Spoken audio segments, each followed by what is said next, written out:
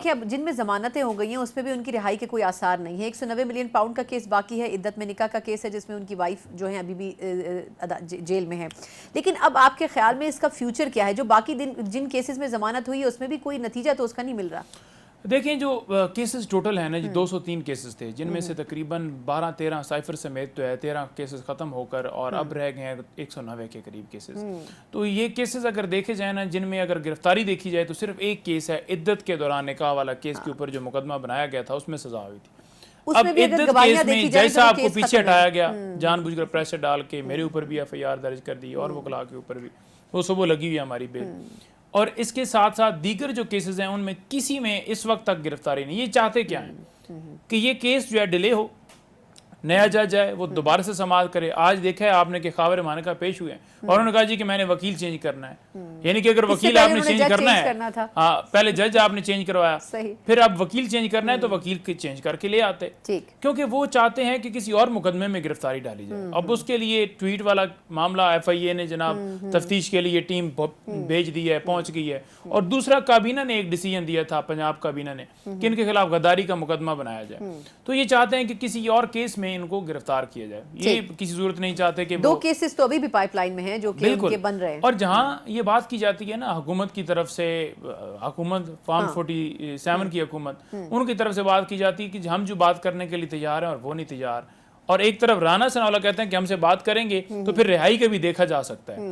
تو ان کا یہ کہنا کہ ہم بات کرنا چاہتے ہیں, یہ بات نہیں کرتے. دوسری طرف اگر ہم جلسہ کر رہے ہیں, کوئی جلوس نکالا ہے ہم نے, کوئی ریلی نکال رہے ہیں, تو اس کے اوپر آپ نے دیکھا کہ وہ چھاپے جاری ہیں. کوئٹہ میں ہم نے کنونشن کیا, وہاں پر ہم تمام رہنماؤں کے اوپر ایف آئی آر درج کر دی گئی. شاندانہ گلزار, شہریار افریدی اور باقی تمام رہنماؤں کے اوپر, علی عادل شیخ کے اوپر. اسی طرح لاہور میں کیا, وہاں پر ایف آئی آر درج کر دی گئی. ہم نے حافظ آباد میں کیا تو وہاں پر بھی وہ جو بھٹی صاحب ہیں ان کے اوپر اور حماد اظہر کے اوپر ایف آئی آر درج کر دی گئی. اسی طرح سیالکوٹ میں جو ڈار صاحبان, ان کے گھر وہ ایک انہوں نے ایک جگہ رکھی ہے جس کا نام ہے جناح ہاؤس, تو وہاں پر انہوں نے جو ہے وہ کرنے کی کوشش کی. تو وہ سارے اس ایریے کو بنا لیا گیا, ایک ایسا حصار بنا دیا گیا کہ وہاں پر گرفتاری اور وہ سارا سلسلہ کر کے.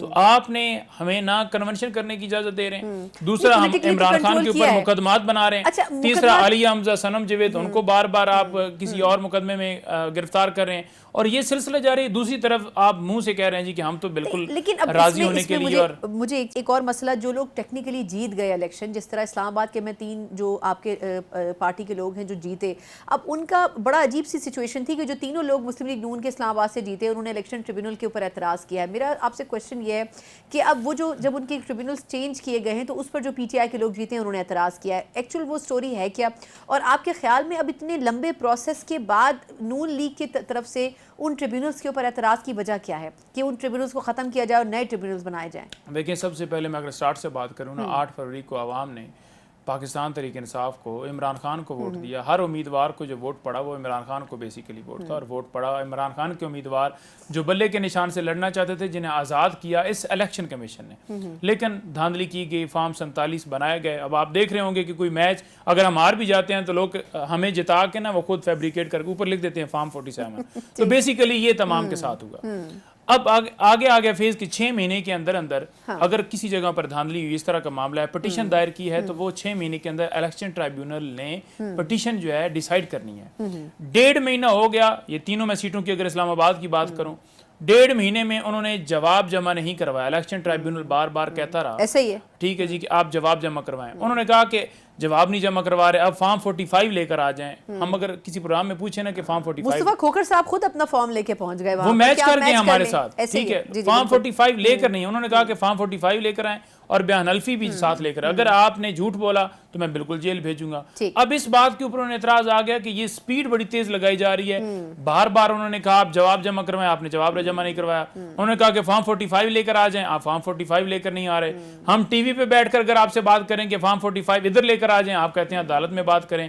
الیکشن ٹرائیبیونل کے اوپر جان بوجھ کر اس وقت جو عدم اعتماد کیا گیا ہے نا جو موجودہ تھے اور الیکشن آرڈیننس لایا گیا اس کے پیچھے صرف وجہ یہ تھی کہ اپنی مرضی کے فیصلے کروائے جائیں جس میں ریٹائرڈ ججز کو اور اسی وجہ سے آج اسلام آباد ہائی کورٹ نے چیف جسٹس صاحب نے یہ بات کی کہ کیا اتنی جلدی تھی کہ آپ راتوں رات ایسا آرڈیننس لے کر آئے اور یہی حکومت 1 سال پہلے کہتی تھی کہ ریٹائرڈ ججز نہیں ہونے چاہیے اور آپ نے ترامیم کی تھی اب آرڈیننس کے ذریعے آپ دوبارہ ریٹائرڈ ججز جو ہے لگانا چاہتے ہیں اس سے کیا ہے کہ ایک کیس پینڈنگ ہے اس کے اندر آپ نے جواز تو بتانا ہے کہ کس وجہ سے آپ چاہتے ہیں کہ یہ کیس یہاں پر سماعت اس کی نہ ہو جب آپ کے پاس کوئی ریزن نہیں ہے ویلڈ تو آپ کس طرح سے کہہ سکتے ہیں کہ یہ جہانگیری صاحب ہیں اس کیس کو نہ سنیں آپ ریکارڈ کے اوپر تو کوئی چیز شو نہیں کر سکتے اور الیکشن کمیشن کیسے کہہ سکتا ہے کہ ریکارڈ واپس کیے جائے اور ہم تعیناتی 5 دن پہلے کر رہے ہیں جی نوٹیفیکیشن کہتے ہیں کہ 7 تاریخ کو ہوا ہے وہ 7 تاریخ کا نوٹیفیکیشن آج تک نہ الیکشن کمیشن میں زیر بحث ہے نہ کسی میڈیا کے اوپر کوئی اس کو دیا گیا نہ کسی جگہ پر اسے نوٹیفائی کیا گیا چھپا کے وہ کوئی نوٹیفیکیشن آپ یہ کہہ لیں کہ جب آرڈر کرنا تھا تو اس وقت بیک ڈیٹوں کے اندر وہ نوٹیفیکیشن کر کے اس آرڈر کے اندر ڈال دیا